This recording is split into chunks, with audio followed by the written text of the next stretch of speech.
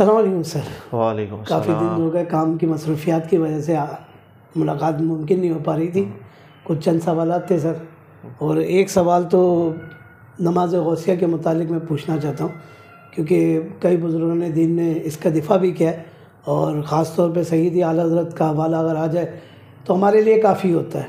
تحقیق کی بھی ضرورت ہمیں حاجت پیش نہیں آتی اگر ان کی کسی بات پہ قلم اٹھ جائے تو سر ہماری رہنمائی فرمائیں، کیونکہ قرآن کریم میں آیت ہے وَاسْتَعِینُوا بِالصَّبْرِ وَالصَّلَاةِ، لیکن اس میں مزید ایڈیٹنگ ہے۔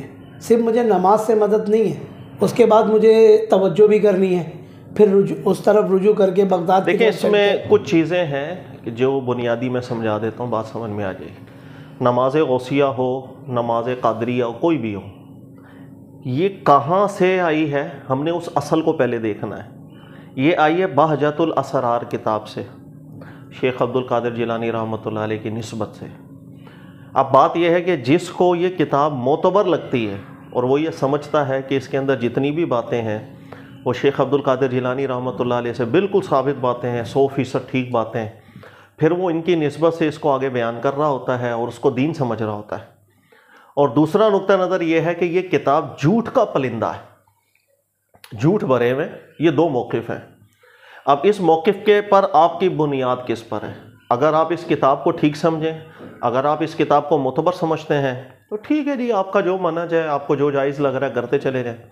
اگر یہ کتاب ہی جھوٹ کا پلندہ آپ کو لگ رہی ہے تو یہ سب باتیں اسی سے نکلی ہوئی ہیں، سب جھوٹ پر مبنی باتیں، اس کی کوئی حقیقت نہیں۔ یہ ایک اصل ہے، اس کو ذہن میں رکھیے گا۔ بدقسمتی ہمارے یہاں یہ ہوتی ہے کہ اب ہم جب حوالے کوڈ کر رہے ہوتے ہیں نا، تو ہم حوالوں میں بھی ٹھیک بات نہیں بتا رہے ہوتے۔ ماضی میں بہت سے علماء ایسے گزرے ہیں کہ جو ذاتی حیثیت کے اندر وہ شخص قابل اعتماد تھے اور اچھے علماء بھی تھے۔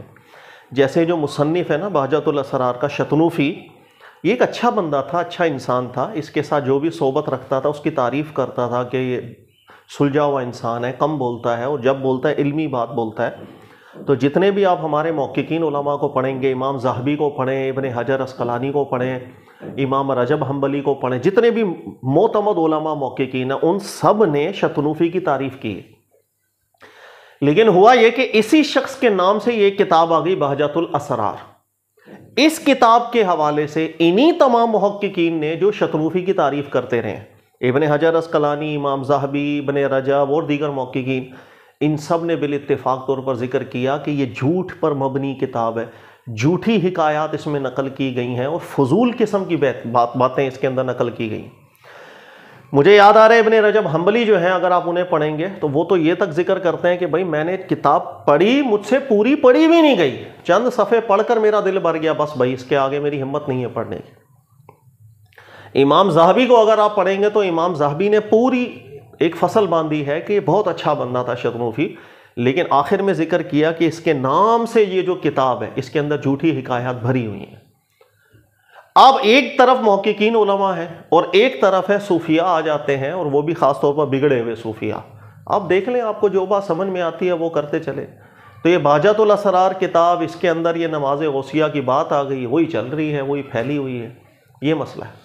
لیکن ہر سوال کو سر جو ہم اس کا جواب جو ہے قرآن نے دیا ہوا ہے جی سر، ہم اس طرف رجوع نہیں کرتے۔ کوئی بات ہے، مثال کے طور پہ چیک اینڈ بیلنس تو تھا نہیں، نہ پہلے میڈیا تھا۔ اگر آپ کے نام سے بھی اگر کامران شہزاد بھی ہوتے اور وہ ایک عالم دین ہوتے، لیکن ان کے نام سے کوئی جب تک کتاب مارکیٹ میں چھپ کے پبلش بھی ہو چکی ہوتی تو اب تک کو تو خبر بھی نہیں ہوتی کہ ایسا کوئی۔ ماضی میں ایسا بہت رہا، بالکل ٹھیک بات کر رہے ہیں۔ اس وقت کمیونیکیشن کے ذرائع اتنے اسٹرانگ نہیں تھے۔ کسی دوسرے شہر میں میرے نام سے کچھ بھی کر دیا جائے، مجھ تک تو خبر پہنچتے پہنچتے ٹائم لگ جاتا ہے۔ ماضی کو اگر آپ ذہن میں رکھیں نا، تو ماضی میں ایسا بہت ہوا ہے کہ کتابوں کے ساتھ چھیڑ خانی ہوئی ہے۔ کئی کتابوں کے اوپر بڑے بڑے علماء کے نام لکھ دیے گئے جو اصل میں ان کی کتابیں تھی بھی نہیں، جس میں سر فہرست علامہ جلال الدین سیوطی بھی ہیں۔ آپ پڑھ کے دیکھ لیے، علماء نے واضح کیا ہے کہ چونکہ کثیر التصنیف تھے، زیادہ کتابیں لکھتے تھے، بہت سی کتابیں بعد میں لوگوں نے لکھی اور نام ان کا اوپر ڈال دیا۔ یہاں تک کہ شیخ ابن تیمیہ صاحب کے حوالے سے بھی رحمۃ اللہ علیہ ایسا ہو چکا ہے کہ ان کے وصال کے بعد کچھ رسائل ایسے تھے، پتہ نہیں کس کے لکھے ہوئے تھے، لیکن جب وہ مارکیٹ میں آئے ہیں تو اوپر مصنف کا نام کیا؟ شیخ الاسلام ابن تیمیہ صاحب۔ بعد میں علماء نے ذکر کیا اللہ کے بندو یہ بات ان کی ہے ہی نہیں، نہ یہ فتویٰ ان کا ہے، یہ تحقیق ان کی۔ تو یہ چیزیں ماضی میں بہت رہی ہیں۔ بہجت الاسرار نام سے جو ہے نا 2 کتابیں یاد رکھیے گا. ایک کتاب 4 صدی ہجری کے اندر آئی تھی, وہ بہجت الاسرار کتاب تھی امام شافعی کے حوالے سے. اچھا, اس کتاب کے اندر بھی جھوٹ بھرا ہوا تھا امام شافعی کے حوالے سے, دنیا جان کا جھوٹ بھرا ہوا, کرامتیں پتہ نہیں کہاں سے لکھی.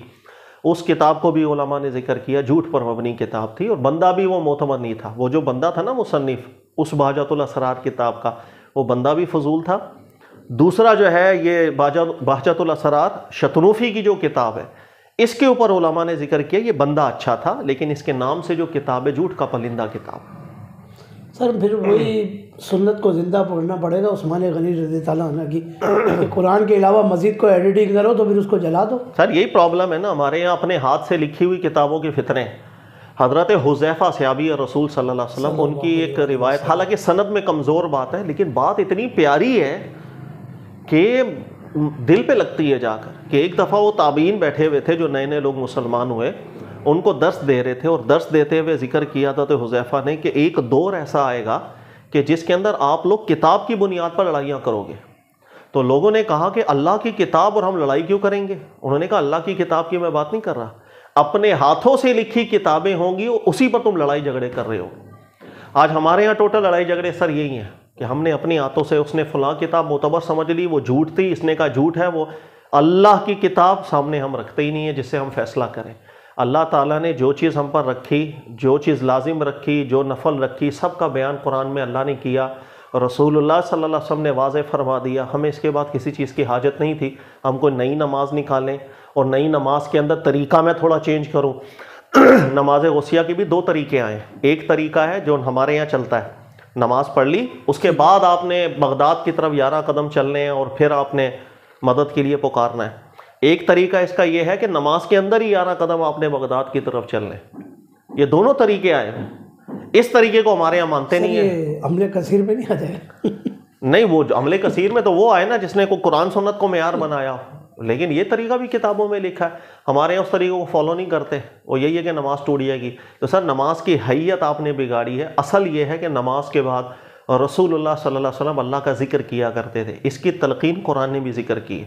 قرآن کے اندر الفاظ دیکھیے گا, اللہ فرماتے ہیں جب تم نماز ختم کر چکو فذکروا اللہ, اس کے بعد اللہ کا ذکر کیا کرو, کھڑے ہو کر, بیٹھ کر, لیٹ کر. یہ ایک اصل ہے جس کو قرآن ذکر کرتا ہے. رسول اللہ صلی اللہ علیہ وسلم نے اسی پر عمل کیا. نبی علیہ السلام کی ساری حیات طیبہ کو آپ دیکھ لیں, نبی پاک علیہ السلام جب بھی سلام فرماتے اس کے بعد اللہ کے ذکر و اذکار میں لگ جاتے. اللہم انت السلام یا لا الہ الا انت, مختلف اذکار اللہ کے نبی علیہ السلام سے منقول ہوئے. یہی چیز صحابہ اکرام سے بھی منقول ہوئی ہے. جب نماز ختم ہوتی صحابہ بھی اللہ کا ذکر کر دیا کرتے تھے, کیونکہ یہ تعلیم اللہ نے کی. جو ایک اصل آپ کی بنی ہو اس کو نہیں بگاڑنا چاہیے. میں بولوں نہیں نماز آپ ختم کریں, اس کے بعد آپ 11 قدم چلیں بغداد کی طرف, اور پھر آپ ایسا کریں ویسا کریں. سر قرآن کا ثبوت چاہیے, نبی علیہ الصلوۃ والسلام کی تعلیمات. اپنی طرف سے پھر ہر چیز کو جائز کرنا ہے کر لو. بات میری پھر وہی آ جائے گی جو میرا پہلا سوال تھا, کہ کوئی بات اگر شائع ہو گئی تو محققین اس کو آ کے یا تو اس کا رد کرتے ہیں یا تو تحقیق کر کے بتاتے ہیں کہ یہ معاملہ ہے. لیکن جب اعلیٰ حضرت کے پاس یہ سوال گیا اور ان سے پوچھا گیا بھائی اس طرح کے معاملات ہیں, فتاوی رضویہ میں موجود ہے سر, تو انہوں نے جو دفاع کیا ہے سر ان کی تحقیق ہے. آپ کا دل مطمئن ہوتا ہے تو ٹھیک ہے, ورنہ بہت اعتراضات ہیں. وہ جو تحقیقی رسالہ لکھا ہے جی سر نماز غوثیہ کے جواز کے اوپر, بہت سے اشکالات اس کے اوپر وارد ہوتے ہیں. ابھی میرے ذہن میں مکمل تو نہیں ہے, لیکن میں چند چیزیں آپ کو بتا سکتا ہوں حافظے کی بنیاد کے اوپر. آپ دیکھیں اللہ کے ولی کی طرف توجہ کرنے کی فضیلت بیان کر رہے ہیں, کہہ رہے ہیں بڑی فضیلت ہے, آپ کسی اللہ کے ولی کا مراقبہ کریں, تصور جمائیں, ان کی طرف متوجہ ہوں. کہہ رہے ہیں صوفیاء نے تو ان کے ایسی ایسی شانیں بیان کی ہوئی ہیں کہ بہترین, اور خود ذکر کرتے ہیں کہ اس کا بہترین جواب شاہ ولی اللہ نے دیا ہے پیر مظہر جانے جانا کے حوالے سے. ان کا ایک مکتوب ذکر کر دیا, اور مکتوب کا خلاصہ کچھ اس طرح ہے کہ ان کی کوئی ایک مرید تھا, اس کی بیوی تھی, اور بیوی بڑی مرید کی بیوی اور بڑی پاک باز تھی, نیک تھی. تو یہ حضرت خود کیا کرتے تھے, نماز پڑھتے, نماز پڑھنے کے بعد اس بیوی کا تصور کر کے اس کی طرف توجہ کر کے بیٹھ جاتے, اور کہتے ہیں کہ اس سے بڑی فیوز و برکات ان کو دیتا ہوں اور ان سے لیتا ہوں. اور خود خط لکھ رہے ہیں, کہہ رہے ہیں کہ آپ جب تک ہمارے پاس آتے نہیں ہیں نا تب تک میں نمازیں پڑھتا ہوں, تو نماز پڑھنے کے بعد میں آپ کی بیوی کی طرف, وہ میری بیٹی ہے, اس کی طرف میں توجہ کر کے بیٹھ جاتا ہوں، اور آپ بھی ان کو بھی تعلیم کریں کہ وہ بھی نماز کے بعد میری طرف توجہ کر کے بیٹھ جائیں، تو کسی اور کی توجہ کی ضرورت نہیں ہوگی، یہیں سے فیض منتقل ہوگا۔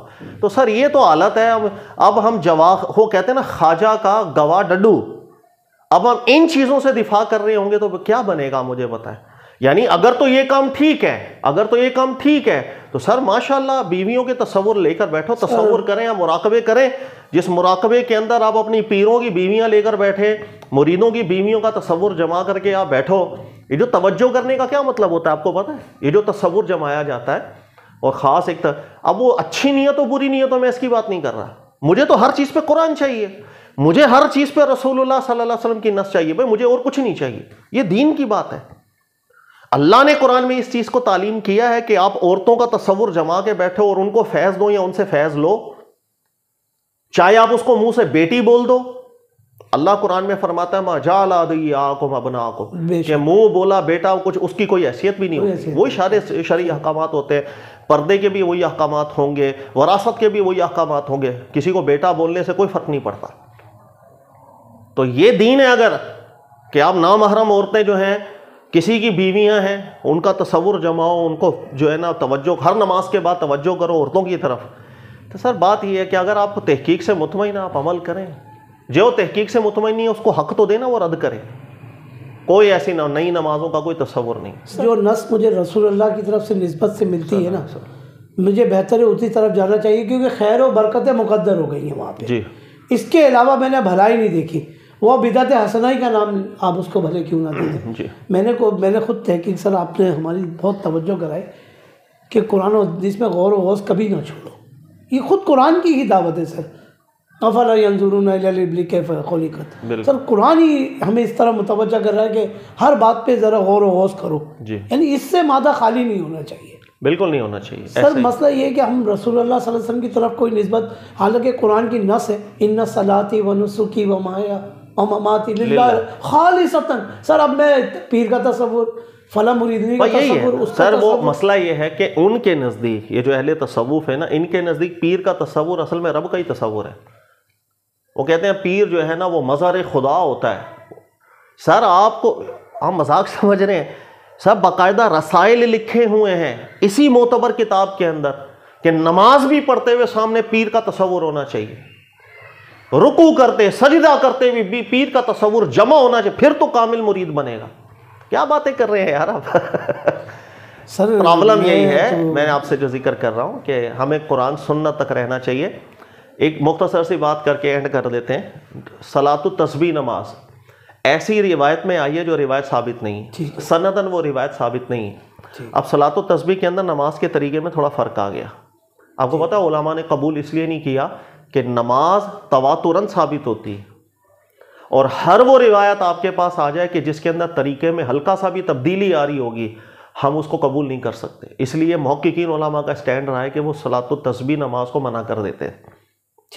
ٹھیک ہے سر، بالکل کوئی تبدیلی نہ نماز کے اندر نہ نماز کے بعد، جو عبادات ہے اس کو اسی حیت کے ساتھ رکھا جائے جو اللہ کے نبی صلی اللہ علیہ وسلم نے مشروع کیا، جو ایک نبی علیہ الصلوۃ والسلام نے رسم کو جاری کیا، اس میں تبدیلی نہیں کرنا چاہیے۔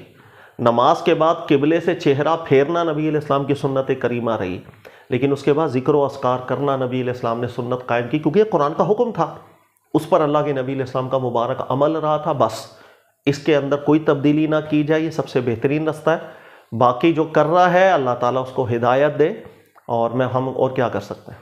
سر ایک سوال آ گیا ذہن میں، اب آخری بات تھی تو ایک تھوڑی سی اور رہنمائی چاہوں گا کہ امام مسجد تھے، ایک نام لینا مناسب نہیں ہے، ان سے وہ عموماً آنکھیں بند کر کے نماز پڑھتے تھے، خطیب بھی ہیں، تو میں نے ان سے پوچھا کہ آپ آنکھیں بند کر کے کیوں نماز پڑھتے ہیں؟ بولتے ہیں خشوع اور خضوع زیادہ آتا ہے نماز میں نا، خشوع اور خضوع زیادہ۔ تو میں نے ان سے ایک بات کہی، میں نے یار ایسے خشوع اور خضوع پہ میں لعنت بھیجتا ہوں جو رسول اللہ کی سنت کو ترک کر دے۔ میں نے جاگتی آنکھیں کھلی رکھ کے نماز پڑھو گے نا تو نماز کے باہر بھی آپ کی وہی کیفیت ہوگی جو نماز کے اندر رب کی آپ کو دے، سنت کو قائم کرنا۔ سر آپ اپنے طریقے وہی جو تصورات ہے، خیالات ہے، وہ لاتے جاتے جائیں تو پھر جتنے چاہے سر وہ ایک حدیث اصول برکت کے لیے جو ہم سناتے ہیں وہ سنا دیں، وہ ھذا صراط مستقیم والی بڑی پیاری ہے۔ اللہ کے نبی علیہ السلام، صحابہ ایک دفعہ تشریف بیٹھے ہوئے تھے، نبی علیہ السلام جلوہ فروز تھے، نبی پاک علیہ السلام نے ایک خط کھینچا، بالکل سیدھی لائن، فرمایا یہ سیدھا رستہ ہے۔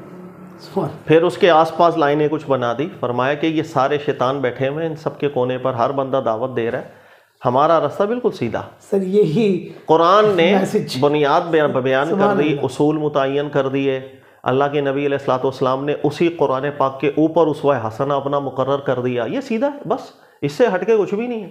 اس سے ہٹ کر کوئی آ جائے سر، اس کو دین کے اندر کلام کرنے کی اجازت نہیں ہے۔ دین وہ جو اللہ کا، دین وہ جو اس کے رسول صلی اللہ علیہ وسلم، وہ دین، اس کے علاوہ کچھ نہیں، میرے ہاتھ میں دین نہیں ہے۔ اللہ عمل کی توفیق، جزاک اللہ۔